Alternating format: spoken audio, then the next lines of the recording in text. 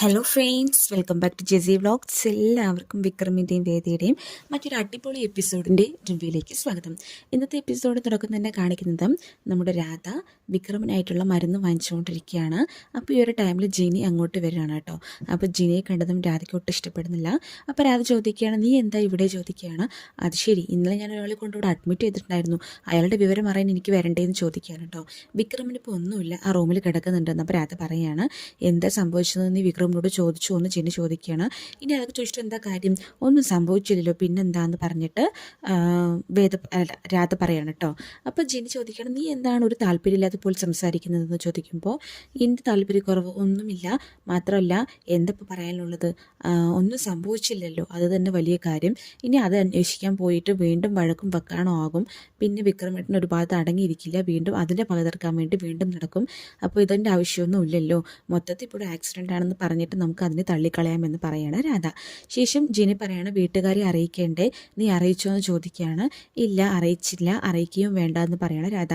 നീ എന്താ ഇങ്ങനെ പറയുന്നത് വീണ്ടും ജിനി ചോദിക്കുമ്പോൾ, അതെങ്ങനെ അറിഞ്ഞാൽ അവരെല്ലാവരും കൂടി ഇവിടെ കീഴ്ന്നുള്ളും, എന്നിട്ട് ഇങ്ങനെ ഈ ഒരു അവസ്ഥയിലാണെന്ന് പോലും നോക്കാതെ വിക്രമിനെ കൂട്ടിക്കൊണ്ടുപോയിട്ട് നാളെ വിവാഹം നടത്തുകയും ചെയ്യും.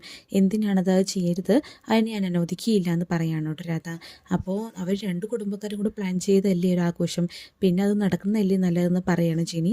നീ എന്താ ഒരു അബദ്ധം പറയുന്നത്, എനിക്കതൊരിക്കലും സഹിക്കാൻ പറ്റുന്ന കാര്യമില്ല, നിനക്കറിയില്ലേ. വിക്രം ഇനി അങ്ങോട്ട് പോയി കഴിഞ്ഞാൽ പിന്നെ എന്തായാലും വേദയെ വിവാഹം കഴിക്കുക തന്നെ ചെയ്യും. അതോടുകൂടിയിട്ട് അവർ രണ്ടാളുടെ ജീവിതം മാറുകയാണ്, എന്നിൽ നിന്നും വിക്രം അകന്നു പോവുകയും ചെയ്യും. ഞാനപ്പോൾ അതിനൊരിക്കലും സമ്മതിക്കില്ല. നീ ഈ ഒരു വിവരം ആരെയും അറിയിക്കാതിരുന്നാൽ മതി.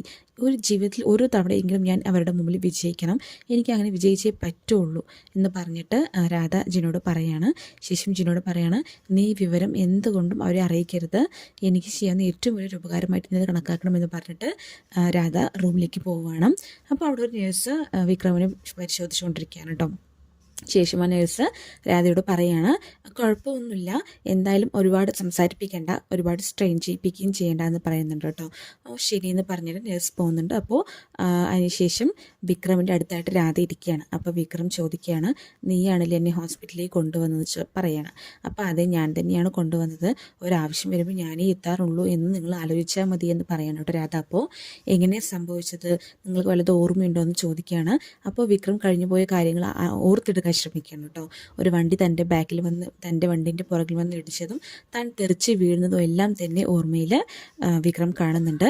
അപ്പോൾ ആ ഓർമ്മയിൽ തന്നെ വിക്രം മറ്റൊന്നുകൂടെ കാണുന്നുണ്ട്, തന്നെ ഇടിച്ച് വീഴ്ത്തിയത് ശ്രീകാന്തും അതോടൊപ്പം തന്നെ വർഷയുടെ അച്ഛനും ഏതോ ഒരു ഗുണ്ടയും കൂടെ അവരുടെ കൂടെ ഉണ്ടായിരുന്നു.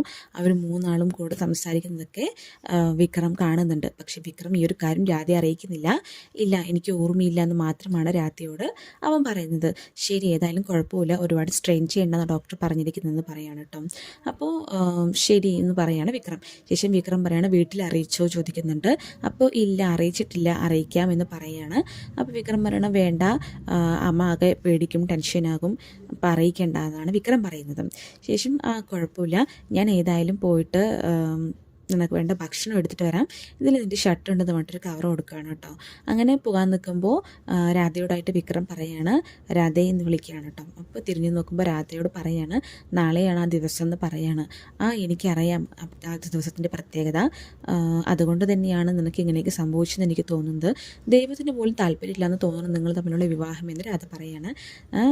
അല്ലെങ്കിലും അവൾ വന്നതോട് കൂടിയിട്ടാണ് വിക്രമിൻ്റെ ജീവിതം തന്നെ മാറിയത്. മൊത്തം അടികൾ മാത്രമേ പിന്നീട് വിക്രമേട്ടൻ ഉണ്ടായിട്ടുള്ളൂ എന്നൊക്കെ അവൾ പറയാൻ കേട്ടോ. അപ്പം നീ എന്താ ഇതൊരു അഡ്വാൻറ്റേജ് ആയിട്ട് എടുക്കുകയാണോ എന്ന് വിക്രം ചോദിക്കുന്നുണ്ട്. എനിക്ക് എന്താ അഡ്വാൻറ്റേജ് എടുക്കേണ്ട കാര്യം, ഞാൻ എന്തായാലും ഈ വിവാഹം മുടങ്ങണമെന്ന് ആഗ്രഹിച്ചിട്ടുണ്ടായിരുന്നു, പക്ഷേ അത് വിക്രമേട്ടന് അപകടം പറ്റിയിട്ട് മുടങ്ങണമെന്ന് ഞാൻ ആഗ്രഹിച്ചിട്ടില്ല. എൻ്റെ ആ ഒരു മനസ്സ് വിക്രമേട്ടൻ കണ്ടാൽ മതി എന്ന് പറഞ്ഞിട്ട് രാധ പുറത്തേക്ക് പോവുകയാണ് കേട്ടോ. പക്ഷേ പുറത്തേക്ക് പോയിക്കൊണ്ടിരിക്കുന്ന രാധ മനസ്സിൽ വിചാരിക്കുകയാണ്, അതെ വിക്രമേട്ട, ഞാനിത് അഡ്വാൻറ്റേജ് ആയിട്ട് തന്നെ എടുത്തിരിക്കുകയാണ്, ഞാൻ നിങ്ങളോട് ഒളിപ്പിച്ച് വെച്ചിരിക്കുക തന്നെയാണ്, പക്ഷേ അതവർക്ക് അറിയില്ല. മാത്രമല്ല എങ്ങനെയെങ്കിലും നിങ്ങളിവിടെ ഞാൻ പിടിച്ചു നിർത്താനും നോക്കും. ആ ഒരു വിവാഹത്തിന് നിങ്ങൾ എത്താൻ പാടില്ല, എത്തിക്കഴിഞ്ഞാൽ അത്രയും ബുദ്ധിയുള്ളതാണ് വേദ, അവൾ എങ്ങനെയെങ്കിലും ഈ കല്യാണം നടത്തിയെടുക്കും, അത് ഞാൻ സമ്മതിക്കില്ല, അതുകൊണ്ട് തന്നെ നിങ്ങളെ ഞാൻ വിടാൻ തയ്യാറില്ല എന്ന് പറഞ്ഞിട്ട് മനസ്സിൽ ഇങ്ങനെ രാധ പറഞ്ഞുകൊണ്ടിരിക്കുകയാണ്. ഈ ഒരു വിവാഹം എങ്ങനെയെങ്കിലും മുടങ്ങിക്കഴിഞ്ഞാൽ ഞാൻ എന്തായാലും എൻ്റെ ഇഷ്ടദേവിൻ്റെ മുമ്പിൽ ഒരു തേങ്ങ ഉടയ്ക്കും. മാത്രമല്ല വിവാഹം മുടങ്ങിയതിൻ്റെ വൈകുന്നേരം ഞാൻ ആ വീട്ടിലേക്കൊന്ന് പോകുന്നുണ്ട്. എന്നെ കരിയില പോലെ തൂക്കി എറിഞ്ഞതല്ലേ അവിടുത്തെ അച്ഛമ്മയും അമ്മയും, അവരെല്ലാവരെയും കണ്ടിട്ട് എനിക്കൊന്ന് പൊട്ടിച്ചിരിക്കണം എന്ന് പറഞ്ഞിട്ട് ഇങ്ങനെ മനസ്സിൽ സംസാരിച്ചുകൊണ്ട് വരികയാണ് കേട്ടോ രാധ. ശേഷം കാണിക്കുന്ന നമ്മുടെ വേദയാണ്. ഇതേ ടൈമിൽ വേദ നമ്മുടെ ശിവഭഗവാനെ പ്രാർത്ഥിച്ചുകൊണ്ടിരിക്കുകയാണ്. അപ്പോൾ വേദ ദൈവത്തോടായിട്ട് പ്രാർത്ഥിക്കുകയാണ്, ദൈവമേ യാതൊരുവിധ പ്രയാസവും ഇല്ലാതെ ഞങ്ങളുടെ ഈ വിവാഹം നല്ലതുപോലെ നീ നടത്തിത്തരാൻ സഹായിക്കണമേ. കാരണം നീ തന്നെയാണ് ഞങ്ങളെ ചേർത്ത് വെച്ചത്, നീ തന്നെയാണ് അപ്പോൾ ഈ പരിപാടി ഞങ്ങൾക്ക് ഭംഗിയാക്കി തരേണ്ടത്. ഏത് നിമിഷം ഇറങ്ങിപ്പോകാമെന്ന് പറഞ്ഞിട്ടാണ് ഞാൻ ഈ വീട്ടിലേക്ക് കയറി വന്നത്. പക്ഷേ ഈ വീട്ടിലെ എല്ലാവരെയും എനിക്ക് വളരെയധികം ഇഷ്ടമായി തുടങ്ങിയിരിക്കുകയാണ് ഇപ്പോൾ. മാത്രമല്ല എന്നോട് ദേഷ്യപ്പെടുമെങ്കിലും വിക്രമിനും ഇപ്പോൾ എൻ്റെ മനസ്സിൽ സ്ഥാനമുണ്ട് എന്നൊക്കെ പറഞ്ഞിട്ട് വേദ ദൈവത്തിനോട് പ്രാർത്ഥിച്ചുകൊണ്ടിരിക്കുകയാണ്. അതുകൊണ്ട് തന്നെ അച്ചമ്മയ്ക്ക് ഒരു വാക്ക് കൊടുത്തിട്ടുണ്ട്, വിക്രമിനെ മാറ്റിയിട്ട് നല്ലൊരു മനുഷ്യനാക്കി കാണിച്ചു കൊടുക്കണമെന്ന്. അതും എന്നെക്കൊണ്ട് സാധിക്കണം, അതിന് വേണ്ടിയിട്ടെങ്കിലും എനിക്ക് ഈ ഒരു വിവാഹം നടന്നേ പറ്റുള്ളൂ. അപ്പോൾ നീ എൻ്റെ കൂടെ എപ്പോഴും തുണയായിരിക്കണമെന്ന് പറഞ്ഞിട്ട് അങ്ങനെ പ്രാർത്ഥിച്ചുകൊണ്ടിരിക്കുകയാണ്. അപ്പോൾ ആ ഒരു ടൈമിൽ അവിടേക്ക് നന്ദിനി വരികയാണ്. നന്ദിനി വന്നിട്ട് പറയാണ്, എന്താണ് ഈ നേരത്തൊക്കെ ഒരു പ്രാർത്ഥന, എന്ത് പറ്റിയെന്ന് ചോദിക്കുകയാണ്. അപ്പോൾ വേദ പറയണത്, എന്താണ് പ്രാർത്ഥിക്കാൻ സമയം വല്ലതും പറഞ്ഞിട്ടുണ്ടോ ചോദിക്കുകയാണ് കേട്ടോ. അതില്ല, പക്ഷെ എന്നാലും പൊതുവെ പ്രാർത്ഥിക്കാറെല്ലാവരും രാവിലെയും രാത്രിയാണ്.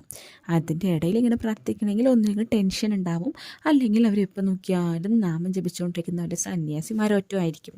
നിൻ്റെ കാര്യത്തിൽ നീ സന്യാസിയൊന്നും അല്ലെന്ന് എനിക്കറിയാം, പിന്നെ ടെൻഷൻ ഉണ്ടോ എന്നൊക്കെ ചോദിക്കാൻ കേട്ടോ. എന്ത് ടെൻഷൻ എന്നപ്പോൾ വേദ പറയുന്നുണ്ട്. അപ്പോൾ നന്ദിനി പറയാണ്, അല്ല നിൻ്റെ നാളത്തെ കാര്യം ആലോചിച്ചിട്ട് എനിക്ക് പൊതുവേ ഒരു ടെൻഷനുണ്ട്. മാത്രമല്ല എനിക്ക് ചിരിക്കണോ സങ്കടപ്പെടണമെന്ന് പോലും അറിയാത്തൊരവസ്ഥയാണ്. പിന്നെ നിനക്ക് ടെൻഷൻ ഇല്ലാതിരിക്കുമോ, അതുകൊണ്ടായിരിക്കുമല്ലോ നീ പ്രാർത്ഥിച്ചതൊക്കെ ചോദിക്കുകയാണ്. അപ്പോൾ വേദ പറയാണ്, അത്രയും ഉള്ളിൽ ബുദ്ധി ഉണ്ടായിരുന്നുല്ലേ, എന്നിട്ടാണ് ഇങ്ങനെ മണ്ടിയപ്പോൾ അഭിനയിച്ചോട് നടക്കുന്നതെന്ന് പറഞ്ഞിട്ട് നന്ദിനെ കളിയാക്കുകയാണ്. അപ്പം നന്ദിനി മണ്ടി എന്ന് പറഞ്ഞിട്ടുണ്ടെങ്കിൽ ഉണ്ടല്ലോ എന്ന് പറഞ്ഞിട്ട് അവിടെ നേരെ വേദയുടെ നേരെ കൈ ചൂണ്ടുന്നുണ്ട്. അപ്പോൾ വേദ കൈ അടക്കി വെച്ചു, അല്ലെങ്കിൽ കൈനെ ഞാൻ ഒടിച്ച് കളയുമെന്ന് പറയാണ് കേട്ടോ. ശേഷം നന്ദിനി പറയാണ്, നീ നോക്കിക്കോ, എന്തായാലും അവൻ കല്യാണത്തിന് വരാൻ പോകുന്നില്ല, എല്ലാവരുടെ മുമ്പിൽ നീ നാണം കെട്ട് വഷളായി നിൽക്കുന്നത് ഞാൻ കാണുമെന്ന് പറയാണ് കേട്ടോ. അപ്പോൾ വേദ പറയാണ്, ബെറ്റുണ്ടോ എന്ന് ചോദിക്കുകയാണ് കേട്ടോ. അപ്പോൾ ആ ബെറ്റുണ്ട് എന്ന് പറയുമ്പോൾ എന്നാൽ ഒരു കാര്യം ചെയ്യാം, എന്നാൽ വിക്രം വരികയും ചെയ്യും, എൻ്റെ കഴുത്തിൽ താലി കിട്ടുകയും ചെയ്യും. വിക്രം എൻ്റെ കഴുത്തിൽ താലി കിട്ടാൽ നന്ദിനി അടുത്ത് ഇവിടെ നിന്ന് ഇറങ്ങിപ്പോവുക ചോദിക്കാൻ കേട്ടോ. അപ്പം ഞാൻ എന്തിനാ, എനിക്ക് ഇറങ്ങിപ്പോകാൻ ബുദ്ധിമുട്ടൊന്നുമില്ല, പക്ഷേ വിനായകേട്ടൻ സമ്മതിക്കില്ല എന്ന് പറയാണ്. അപ്പോൾ വേദ പറയണോ, അതൊന്നുമല്ല, വിനായകേട്ടൻ സമ്മതിച്ചാലും നന്ദിനിയുടെ അടുത്ത് ഇവിടെ നിന്ന് പോകില്ല, ഇവിടെയുള്ളത് മൊത്തം ചൂഴ്ന്നെടുത്തിട്ടേ നന്ദിനിയുടെ അടുത്ത് പോകുള്ളൂ എന്ന് എനിക്കറിയാമെന്ന് പറയാണ് കേട്ടോ. ശേഷം വേദ പറയാണ്, എന്തായാലും ഈ വിവാഹം നടക്കും, അതുമാത്രമല്ല വിക്രം ഞാൻ പറയുന്നതൊക്കെ കേൾക്കുകയും ചെയ്യും, വേണമെങ്കിൽ നോക്കിക്കോ എന്നൊക്കെ പറയാണ്. പിന്നെ നന്ദിനിയുടെ അടുത്തൊരു കാര്യം വിളിക്കുമ്പോൾ എനിക്ക് ടെൻഷൻ, നന്ദിനിയുടെ അടുത്ത് ഈ തമാശയ്ക്കാണെങ്കിലും ആരെയും കളിയാക്കിയത് ദൈവഭഗവാനെ, അതും ശിവൻ തൃക്കണ്ണ് തുറന്നാൽ പിന്നെ പറയണ്ടല്ലോ, എന്തായാലും ദൈവത്തിൻ്റെ കോപത്തിന് ആളായിട്ടുണ്ടെന്ന് തോന്നുന്നു നന്ദിനിയുടെ അടുത്ത് പറയാണ് കേട്ടോ. അപ്പോൾ അത് നന്ദിനി ഒരു ടെൻഷനാവാണ്. ഞാൻ നിന്നെയല്ലേ കുറ്റം പറഞ്ഞത്, ഞാൻ ദൈവത്തിലല്ലേ കുറ്റം പറഞ്ഞു, ഞാൻ പ്രാർത്ഥിച്ചുകൊണ്ടിരിക്കുമ്പോഴല്ലേ ഇതൊക്കെ പറഞ്ഞത്, നന്ദിനിയുടെ ഇതൊക്കെ പറഞ്ഞത്. അപ്പോൾ സ്വാഭാവികമായിട്ടും ഇതൊക്കെ ദൈവം കേൾക്കുന്നുണ്ടല്ലോ. അപ്പോൾ അതിനൊരു തിരിച്ചടി എന്തായാലും നന്ദിനിയുടെ അടുത്തേക്ക് ദൈവത്തിൻ്റെ വക ഉണ്ടെന്ന് പറഞ്ഞിട്ട് വേദ ഇങ്ങനെ പേടിപ്പിക്കുകയാണ്. ശേഷം വേദ ഞാൻ പോകുന്നു പറഞ്ഞിട്ട് ഉള്ളിലേക്ക് പോവുകയാണ്. അപ്പോൾ ഈ ഒരു ടൈമിൽ നന്ദിനിക്ക് പേടിയായിട്ട് വീണ്ടും ഭഗവാന്റെ ഫ്രണ്ടിലോട്ട്, ഞാൻ നിങ്ങളെ കളിയാക്കണമൊന്നും പറഞ്ഞിട്ടില്ല, ഞാൻ അവളെ ഉദ്ദേശിച്ച് മാത്രമേ പറഞ്ഞതെന്ന് പറഞ്ഞിട്ട് സോറി ചോദിക്കാൻ കേട്ടോ. അപ്പോൾ വേദ അത് ഒളിഞ്ഞു നിന്ന് കാണുകയാണ്. അപ്പോൾ പേടിയൊക്കെ ഉണ്ടല്ലേ എന്ന് പറയാണ് കേട്ടോ. ശേഷം കാണിക്കുന്നത് ജോസഫും അനിയും കൂട്ടനും കൂടെ ഇരുന്നിട്ട് ക്യാരം ബോർഡ് കളിക്കുകയാണ്. അപ്പോൾ ആ ക്ലബിലേക്ക് അപ്പോൾ വിനായകൻ വരികയാണ്. വിനായകൻ വന്നിട്ട് വിക്രമില്ലേ ചോദിക്കുകയാണ്, വിക്രം ഇവിടെ ഇല്ലല്ലോ, അപ്പോൾ വീട്ടിലില്ലേ, ഞങ്ങൾ ഫോൺ ചെയ്തപ്പോൾ ഫോൺ സ്വിച്ച് ഓഫ് ആയിരുന്നു, അപ്പോൾ ഞങ്ങൾ വീട്ടിലായിരിക്കുന്ന വിചാരിച്ചെന്ന് പറയാൻ കേട്ടോ. അല്ല, അവൻ വീട്ടിലേക്ക് വന്നിട്ട് 2 ദിവസമായി, ഒന്നില്ലെങ്കിൽ നിങ്ങളുടെ കൂടെ ഷോപ്പിലോ അല്ലെങ്കിൽ ഇവിടെയാണല്ലോ അവൻ ഉണ്ടാവാതെ, ഞാൻ ഇങ്ങോട്ട് അന്വേഷിച്ചോ എന്ന് പറയാണ്. ഇല്ല, അവനന്ന് വിശ്വത്തിൻ്റെ മകളെയും കൂട്ടി പുറത്തേക്ക് പോകുമെന്ന് പറഞ്ഞിട്ട് പോയതാണെന്ന് പറയാണ് കേട്ടോ. അവൻ പുറത്തേക്ക് പോയി, പക്ഷെ തിരിച്ചു വരുമ്പോൾ വേദയും മോളും മാത്രം ഉണ്ടായിരുന്നുള്ളൂ, അവൻ വേറെ എവിടേക്കോ പോയി, പക്ഷെ തിരിച്ചു വന്നിട്ടില്ല എന്ന് പറയാണ്. അപ്പോൾ എന്താണാവോ അറിയില്ല എന്ന് പറഞ്ഞിട്ട് ജോസഫ് പറയുന്നുണ്ട്. അപ്പോൾ ഈ ഒരു ടൈമിൽ വിനായകൻ പറയണം, ഇനി കല്യാണത്തിൽ നിന്ന് മാറി നിൽക്കാൻ വേണ്ടി അവൻ ചെയ്യുന്നതായിരിക്കുമോ എന്ന് ചോദിക്കുകയാണ് കേട്ടോ.